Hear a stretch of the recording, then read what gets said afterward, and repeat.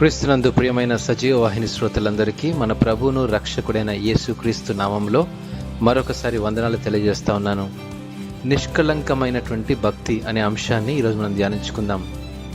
Australia దేశంలో సిడ్నీలో ఒక చిన్న చర్చ్ ఉంది.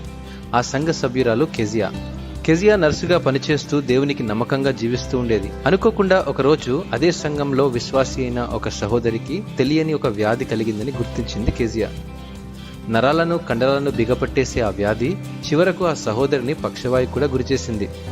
ఆర్థిక మాంద్యం, సరైన వసతులు లేని పరిస్థితిలో ఆ సహోదరి కష్టపడుతున్న తీరు చూసి కెజియా గుండె కరిగిపోయింది. ఏమీ చేయలేని పరిస్థితిలో ఒకవైపు ఉంటే ఆ సహోదరికి ఏదైనా చిన్న సహాయం చేయాలని ఆలోచించింది. ప్రతిరోజు తన ఇంటికి వెళ్లి పరామర్శించి తాను నేర్చుకున్న వైద్య సేవలు అందించింది.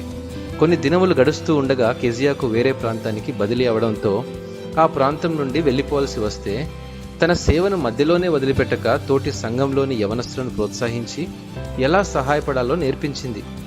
తోటి వారికి సహాయం చేయాలనే తన ఆలోచన అనేక మందికి శిక్షణ ఇస్తూ వారిని ప్రోత్సాహపరిచింది.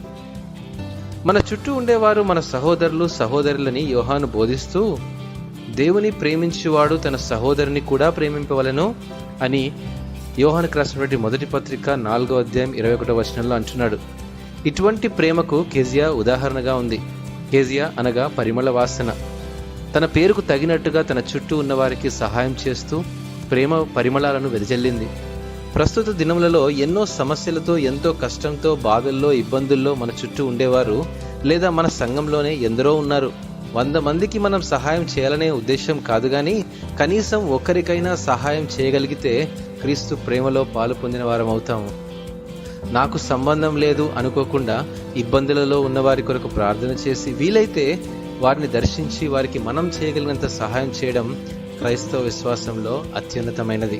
యాకోబు భక్తుడు అంటాడు, యాకోబు పత్రిక 1వ అధ్యాయము 27వ వచనంలో, తండ్రి అయిన దేవుని ఎదుట పవిత్రమును నిష్కళంకమునైన భక్తి ఏదనగా దిక్కులేని పిల్లలను విధవరాండ్రను వారి ఇబ్బందులలో పరామర్శించుటయు ఇహలోక మాలిన్యము తనకంటకుండా తన్ను తాను కాపాడుకొనుటయే అని జ్ఞాపకం చేస్తున్నాడు. అంతేకాదు, మిక్కిలి అల్పులైన ఈనా సహోదరులలో ఒకనికి మీరు చేస్తిరి గనుక నాకు చేస్తారని యేసుప్రభు కూడా బోధిస్తా ఉన్నాడు.